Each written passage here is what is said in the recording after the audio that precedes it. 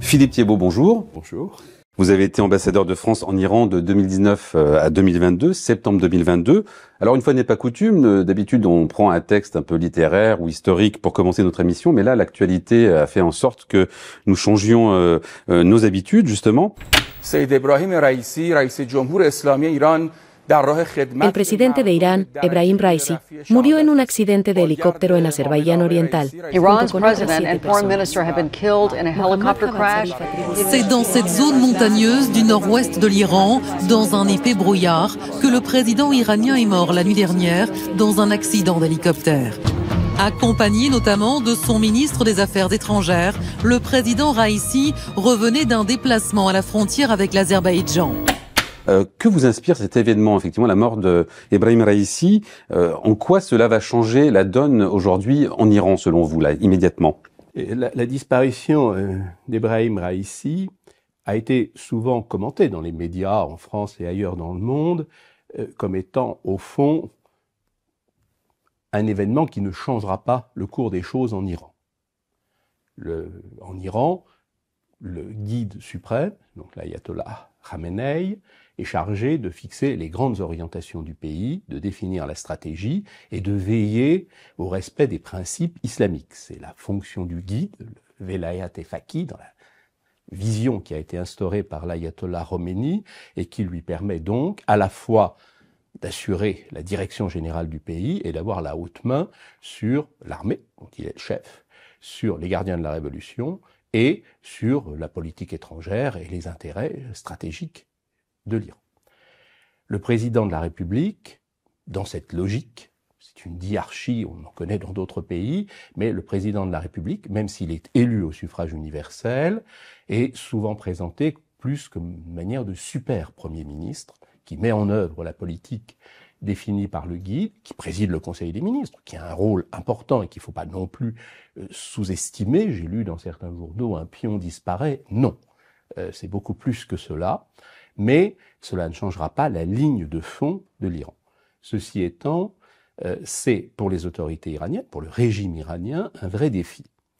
Ebrahim Raisi avait été élu en juin 2021, sans compétition excessive, puisque le Conseil dit des gardiens de la Constitution examine les candidats et déclare ceux qui sont aptes à se présenter. Et en fait, face à Ebrahim Raisi, il n'y avait que des candidats conservateurs ou ultra-conservateurs, dont d'ailleurs certains se sont effacés devant lui, et il a donc été élu sans difficulté, avec, il est vrai, un taux de participation très faible, le plus faible depuis l'instauration de la République islamique, et avec un nombre considérable de bulletins blancs et nuls. Mais que représentait-il? Il représentait, au fond, un point de consensus entre les différentes factions et fractions conservatrices, ultra-conservatrices, principalistes, enfin, quel que soit le terme que l'on emploie, et il était élu en raison de sa loyauté connue, affirmée et réaffirmée vis-à-vis du guide suprême. Alors justement, vous avez été, c'est ça l'avantage, vous avez été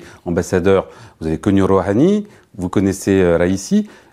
En quoi il y a une différence majeure entre ces deux moments? Est-ce que vous avez senti, notamment dans les relations diplomatiques, un changement de ton, un changement de stratégie, un changement d'attitude en fait du régime dès lors qu'on est passé de Rouhani à Raisi? Je crois qu'il ne faut pas vouloir opposer un Rouhani qui serait un président modéré à un Raisi qui serait un président ultra-conservateur et beaucoup plus radical. Il y avait en France, sous la Troisième République, je ne sais plus quel ministre dont on disait qu'il était un républicain modéré, ce qui ne voulait pas dire qu'il était modérément républicain. Bon, donc le président Rouhani est une figure marquante du régime iranien et il avait un passé comme secrétaire du Conseil suprême de sécurité nationale, qui est un poste très important en Iran, puisque c'est là où se définissent les grandes orientations du pays. Et Rouhani l'a occupé pendant des années. Ceci étant, il avait été élu sur la base d'un programme qui était effectivement d'ouverture, et surtout, il a béni l'accord nucléaire de 2015, le JCPOA, avec le P5 et l'Allemagne, qui devait permettre, la levée des sanctions, ce qui a été le cas, et une ouverture de l'économie iranienne et de la société iranienne vers des partenaires étrangers. situation qui a été complètement détruite par le retrait américain par Donald Trump du JCPOA en 2018, qui a bloqué effectivement le mandat du président Rouhani. Donc on avait au fond en Rouhani un technocrate islamique qui avait une vision très claire des intérêts du régime et de l'Iran, mais qui avait opté pour une ligne qui était plutôt une ligne d'ouverture relative et pour pouvoir obtenir une levée des sanctions et donc une amélioration de la situation économique. Raisi, c'est un membre du pouvoir judiciaire, il a fait toute sa carrière dans le pouvoir judiciaire, ce qui lui a valu des critiques très nombreuses qui ont été faites avant son élection, parce qu'il avait présidé en 1988 où il était membre de comités qui avaient conduit à l'exécution d'un certain nombre de détenus, d'un nombre considérable de détenus.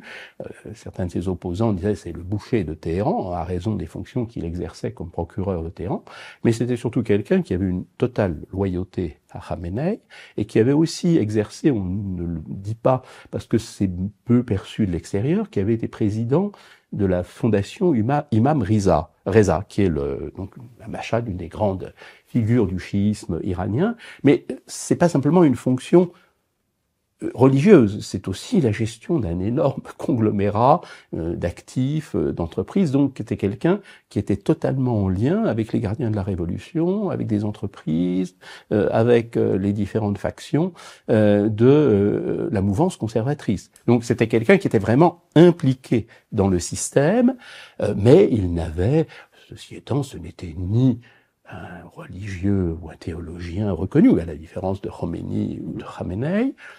Ce n'était pas non plus un orateur remarquablement charismatique. Généralement, Rouhani avait une prestance et une aisance dans le propos qui n'était pas le fait de Raisi n'avait pas. Mais justement, ce que je voudrais comprendre, c'est vous dites que finalement, il ne faut pas confondre l'aspect modéré de Rouhani.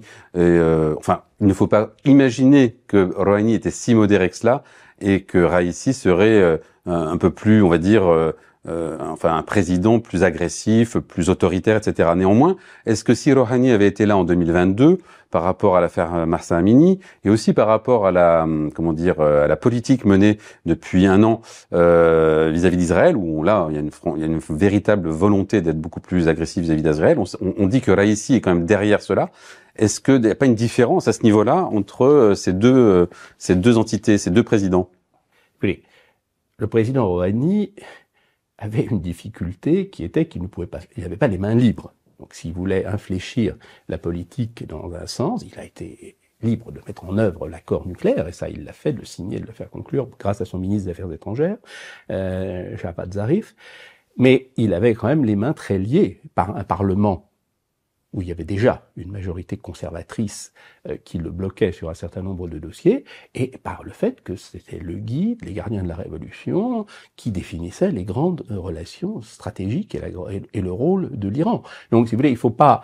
je ne fais pas de procès d'intention à l'un ou à l'autre, mais je dis simplement que le système est ainsi fait qu'un président fut-il modéré, ce qui a été le cas de Khatami, ce qui a été le cas de Rafsanjani ou de Rouhani, ne peut pas faire ce qu'il veut. Parce que le guide, le système, le corsette dans un certain nombre de situations. Et en sens inverse, je crois qu'il ne faut pas dire que l'élection de Raisi s'est traduite par un renforcement ou un durcissement du système.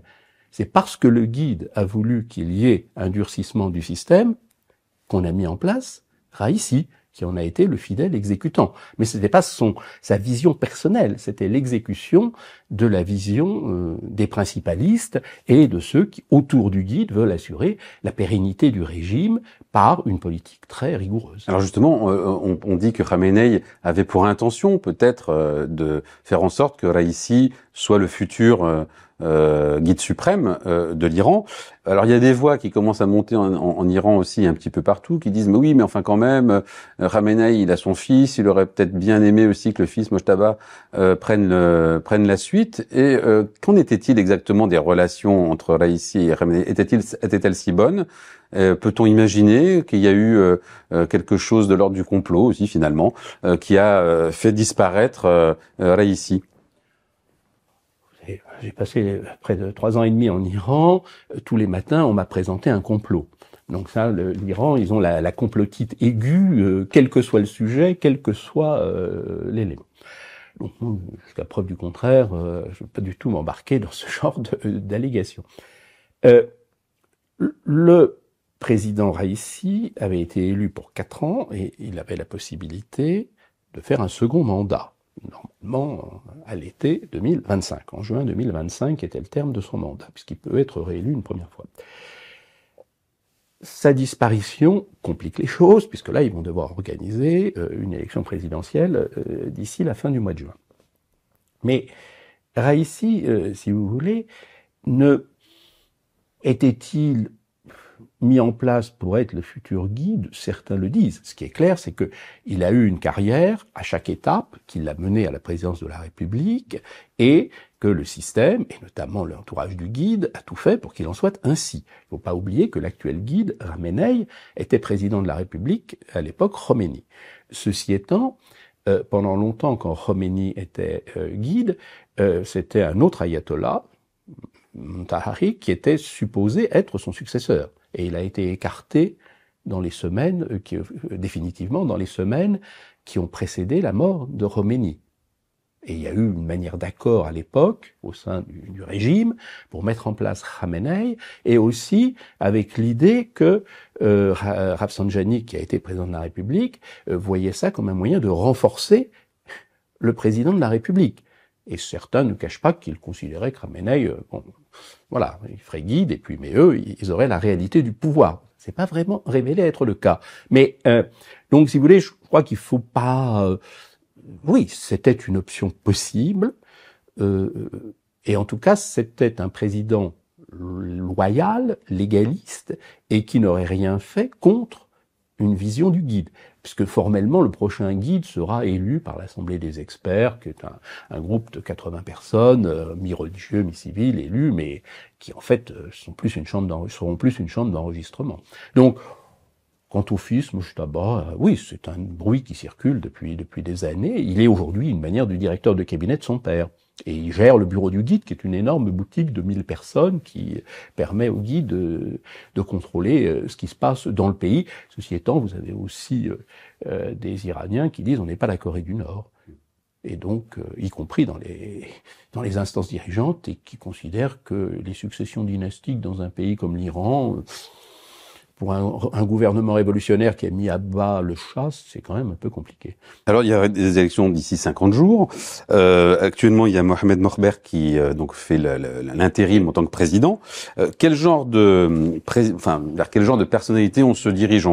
Ça va être une suite claire et nette de Raïssi. Quels sont les favoris selon vous? Est-ce que Morber aussi peut continuer? Quel genre de personnage est-il d'ailleurs celui-là? Morber, c'est un personnage discret, on dit parfois que c'est un homme de l'ombre, qui a toutes ses entrées dans toutes les entités du régime iranien, qui a une longue expérience des finances de la République islamique d'Iran, de la banque, des banques iraniennes, et qui était au fond une manière de super ministre aussi de l'économie et des finances. Il était réputé pour sa compétence dans ces domaines, ce qui n'était pas le cas du président Raïssi, qui n'était pas un financier. Et donc, le mettre au premier plan n'est pas nécessairement... certains semblent considérer qu'il jouera sûrement un rôle important, mais si vous voulez, dans la perspective de la succession du guide, il présente quand même un inconvénient, ce n'est pas un religieux. Donc le successeur du guide sera un religieux, en bonne logique. Alors, vont-ils chercher un président qui corresponde à cela?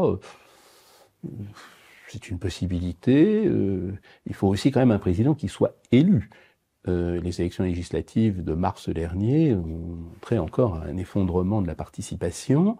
Donc il faut quand même mobiliser un électorat, il faut trouver des figures qui puissent incarner. Et il y a différents noms qui circulent. Je ne suis pas sûr aujourd'hui que ce sera le cas.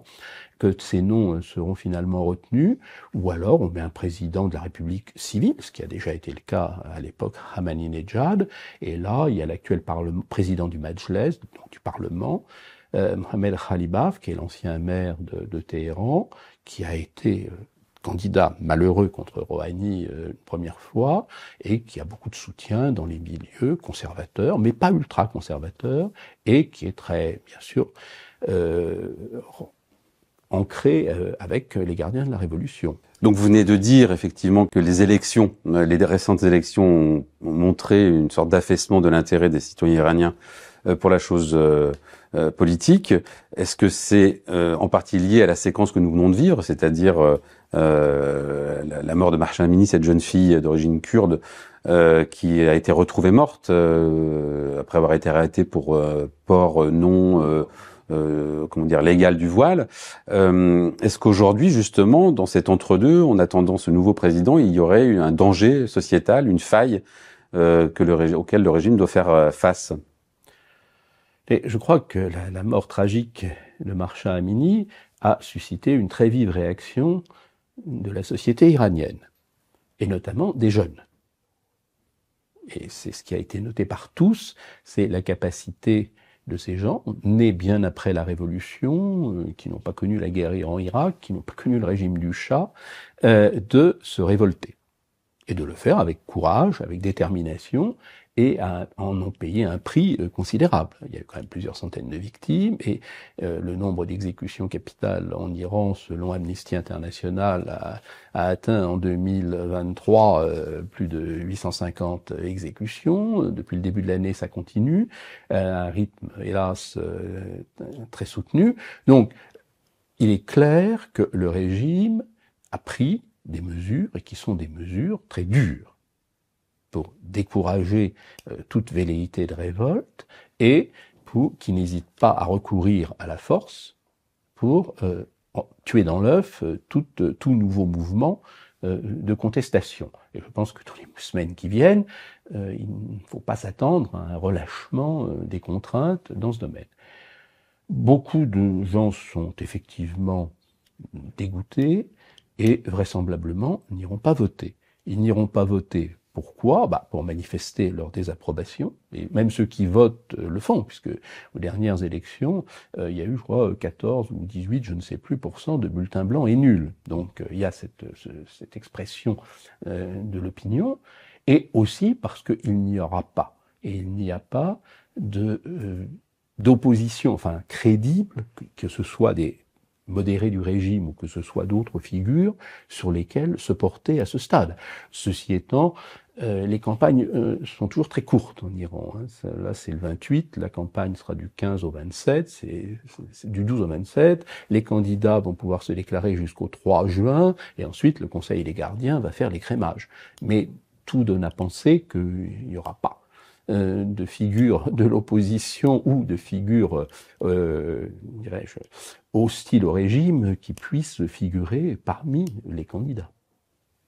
Notre slogan « Ni Est ni Ouest » est le slogan fondamental de la révolution islamique dans le monde des affamés et des opprimés. Il situe la véritable politique non alignée des pays islamiques et des pays qui accepteront l'islam comme la seule école pour sauver l'humanité dans un proche avenir, avec l'aide de Dieu. Les pays islamiques et le peuple musulman ne doivent dépendre ni de l'Ouest, de l'Amérique ou de l'Europe, ni de l'Est ou de l'Union soviétique. Notre désaveu est celui de tous ceux qui ne tolèrent plus la loi de l'Amérique et de sa présence hégémonique. Une fois de plus, je souligne le danger de répandre la cellule maligne et cancérigène du sionisme dans les pays islamiques. J'annonce mon soutien sans limite, ainsi que celui de la nation, du gouvernement et des officiels de l'Iran, à toutes les luttes islamiques des nations non islamiques et de l'héroïque jeunesse musulmane pour la libération de Jérusalem. Discours appelé « Charte de la République islamique d'Iran », prononcé en 1987 par l'ayatollah Khomeini à la veille du pèlerinage à la Mecque. Alors Philippe Thibault, on vient d'entendre ce texte, enfin un passage de cette charte de la République islamique. Très récemment, Ali Khamenei a aussi fait un texte, parce que c'était dans le cadre, c'était juste avant le pèlerinage de la Mecque, et au fond, quand on entend le discours de Khamenei 37 ans plus tard, il n'y a pas grand-chose de changé. Alors justement, comment les jeunes Iraniens perçoivent ce genre de discours aujourd'hui? Comment, dans la société, on ressent cela dans cette jeunesse? Peut-être un point de contexte général. Bon, l'Iran est au cœur d'un cercle de crises qui ne sont pas toutes liées à la République islamique. Mais au nord, ils ont l'Azerbaïdjan et l'Arménie, à l'est, l'Afghanistan et le Pakistan, qui sont quand même des voisins. Un ministre iranien m'expliquant, vous êtes bien gentil, mais enfin vous avez la Belgique et la Suisse comme voisins. Nous, on a des pays quand même un peu plus compliqués. Donc ça, ils ont une relation avec la Turquie qui est là aussi complexe, puisque le choc des empires que vous évoquiez, ça a toujours joué entre l'empire perse et l'empire ottoman. Il y a tous les problèmes des pays du Golfe, et ils ont l'axe de la résistance. Donc, ils ont une situation géostratégique qui demeurera. Et c'est vraiment ça qui, du point de vue des dirigeants iraniens, est l'élément essentiel. C'est comment se positionner dans cette situation géostratégique qu'ils aident à la compliquer dans certains endroits, ça c'est évident, mais elle lui aurait aussi imposé par cette géographie. S'agissant du discours de Khomeini, il faut voir aussi que c'est prononcé à une époque où, au fond, on sort des solutions de l'Union soviétique arrivent, il y a eu la guerre en Afghanistan, etc., etc. Donc, le ni Est ni Ouest, c'était aussi la logique des non-alignés, c'était la logique d'un certain nombre de pays à cette époque. Et c'est aussi au terme d'une guerre, Iran-Irak, au cours de laquelle l'Iran n'a été soutenu ni par l'Est ni par l'Ouest. Il faut quand même le rappeler. Donc, il y a aussi, si vous voulez, cette prise en compte. Second point, l'exportation de la révolution iranienne, ça s'est pas fait. C'était les grandes idées en 79-80 au moment de l'arrivée de Khomeini. Et au fond, ça a été d'ailleurs un des prétextes mis en avant par Saddam Hussein pour déclencher la guerre contre l'Iran.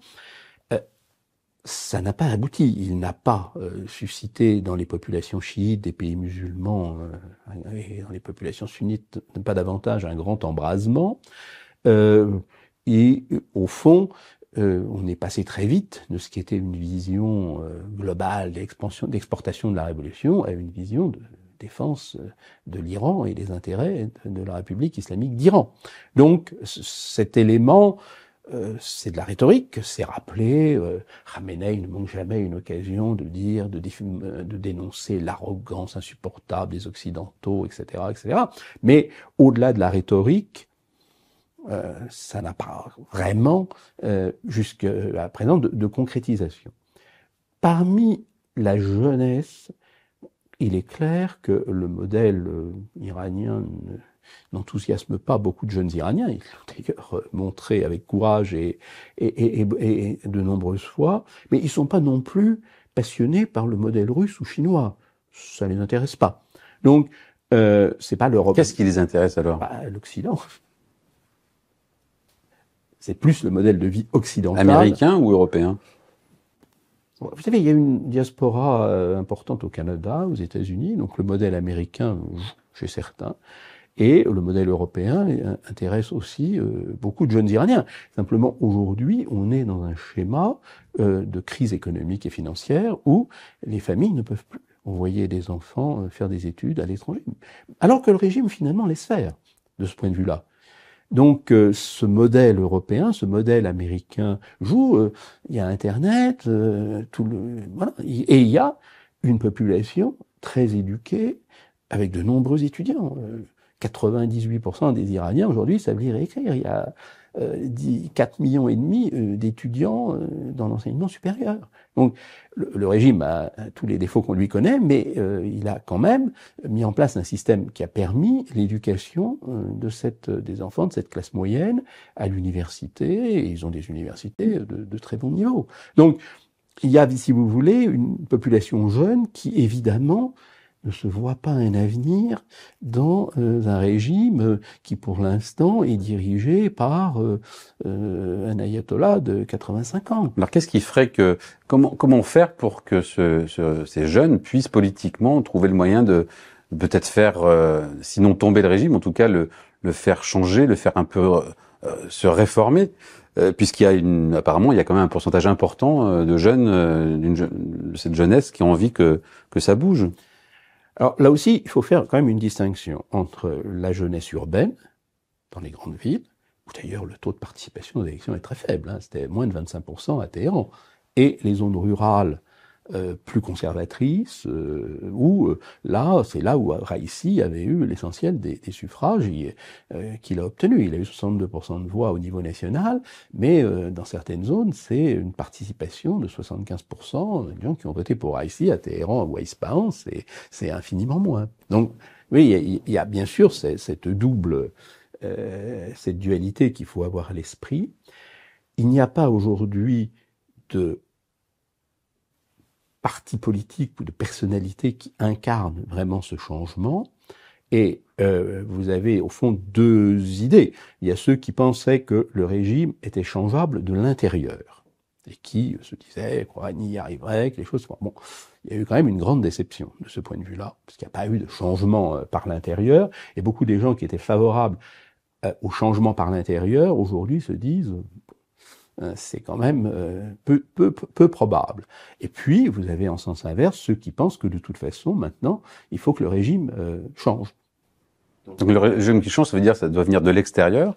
Ah non, non, parce qu'il y a une chose qu'il faut avoir à l'esprit, c'est qu'il y a quand même un très fort nationalisme iranien dans toutes les couches de la population, nationalisme qui s'inscrit dans une vision millénaire d'un empire perse, enfin bon, et il y a une très forte fierté nationale de ce point de vue-là, et même les personnes qui sont les plus hostiles au Mollah sont très fières d'être iraniennes, et voient le rôle de l'Iran et des Iraniens comme devant être les acteurs et les vecteurs du changement. Oui, mais il faudrait que ça passe précisément par la chute de ce régime islamique. Et par exemple, ce qui s'est passé, enfin, l'actualité depuis le 7 octobre, on met souvent sous le dos de l'Iran l'idée que le Hamas a décidé d'attaquer à cette époque-là pour la bonne et simple raison que l'Arabie Saoudite était en train de se rapprocher très fortement d'Israël et de peut-être signer l'équivalent des accords d'Abraham. Effectivement, imaginons qu'un jour cela arrive, que Riyad signe avec Tel Aviv, ça signifierait aussi que je le dis souvent, Jérusalem et la Mecque signeraient ensemble. Symboliquement, ça serait énorme. Ce serait la prise de pouvoir définitive, en tout cas de la monarchie saoudienne, symboliquement, en tout cas sur le monde musulman. Et ça pourrait ce genre de signature, non seulement au niveau économique, géostratégique, géopolitique, et donc au niveau aussi symbolique et religieux, cela pourrait entraîner, non, l'affaiblissement, voire la chute de ce régime. Et je nuancerais quand même. Il faut pas oublier que Raïssi, et surtout son ministre des Affaires étrangères, Amir Abdollahian, ont amélioré les relations avec l'Arabie Saoudite et avec les pays du Conseil de coopération du Golfe, au-delà du Qatar et d'Oman, qui avaient toujours gardé des liens traditionnels avec l'Iran. Et c'est sous l'égide de la Chine qu'en mars 2023, il y a eu une espèce de recoller les morceaux entre l'Iran et l'Arabie Saoudite. Alors, personne n'est totalement dupe, mais tout au moins, les discours ont repris, les liens ont repris, et on est dans une situation dans laquelle l'Arabie Saoudite aujourd'hui est excessivement précautionneuse.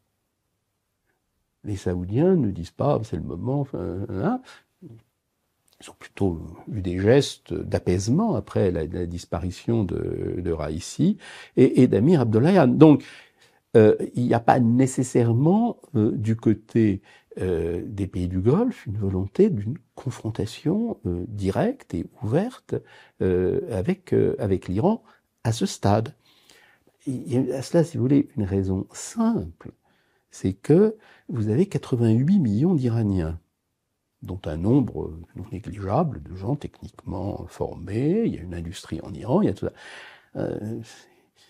C'est beaucoup plus que la population de l'Arabie Saoudite et de tous les Émirats réunis. Donc, si vous voulez, il faut quand même voir aussi cet élément dans l'équilibre du Moyen-Orient.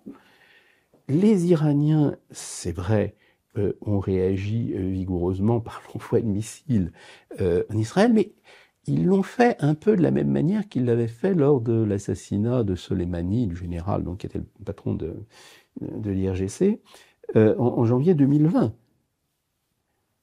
Les Iraniens ont tiré des missiles en janvier 2001 contre les bases américaines, cette fois-ci, mais ils ont quand même prévenu les Irakiens 3 heures avant qu'ils allaient tirer des missiles. Donc, et là, on a l'impression que, au fond, le tir de missiles, tout le monde en est sorti content, entre guillemets. Les Iraniens ont réagi à l'assassinat de leurs généraux qui avaient été tués en Syrie par un tir prêté à Israël, puisqu'il n'a jamais été revendiqué par Israël. Et les Israéliens ont dit, regardez, nous, notre dôme de fer, ça fonctionne merveilleusement, et on a arrêté tous les missiles iraniens, sauf un qui est tombé dans le Negev sur des Bédouins, d'ailleurs. Donc, voilà.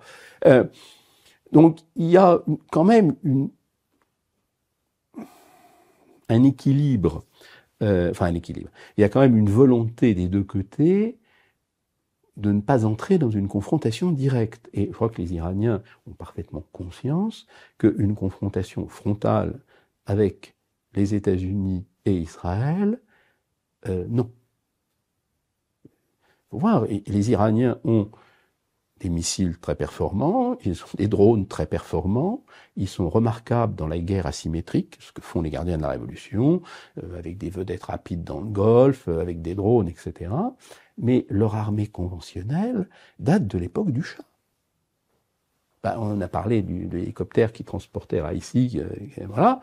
Et les avions, les Iraniens ont des avions qui ont été achetés pour certains à l'époque du Shah. Ils ont encore des vieux F-14, des choses comme ça. Ils n'ont absolument aucune force conventionnelle. Enfin, force conventionnelle, ils n'ont pas d'armes blindées de qualité. Ils ont une marine de surface qui, hormis donc cette marine très spécialisée des gardiens de la Révolution, n'est pas capable de s'affronter directement à des forces navales occidentales ou même des pays du Golfe.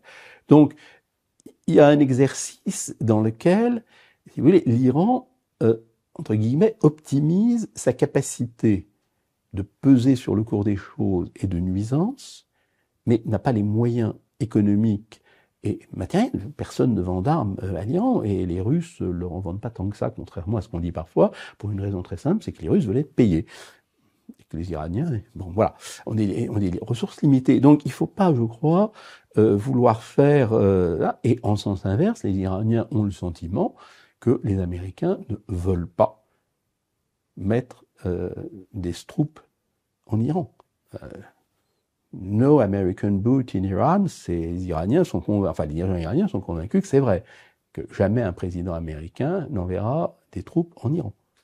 Et d'ailleurs, même quand les Iraniens, à l'époque Trump avait abattu je ne sais plus quel drone américain de luxe, Trump finalement a arrêté l'opération de représailles, il s'en est assez vanté devant les caméras, qu'il avait programmée au dernier moment. Donc, si vous voulez, il y a une situation où les Iraniens sont quand même convaincus que les Américains, les Israéliens ne taperont pas, si tant est qu'eux-mêmes ne fassent pas la chose qu'il ne faudrait pas faire, c'est-à-dire tuer massivement des Américains. Ça, là, ils savent que là, il y aura une représaille manifeste et très forte. Mais vous voyez, tout ça est très codifié. C'est un jeu de, si j'ose dire, de je te tiens, tu me tiens par la barbichette. Enfin, vous m'avez tué 2 généraux en Syrie, boum, je vous balance des missiles. Mais je sais que voilà, et les Israéliens ont répondu de manière assez maîtrisée aussi.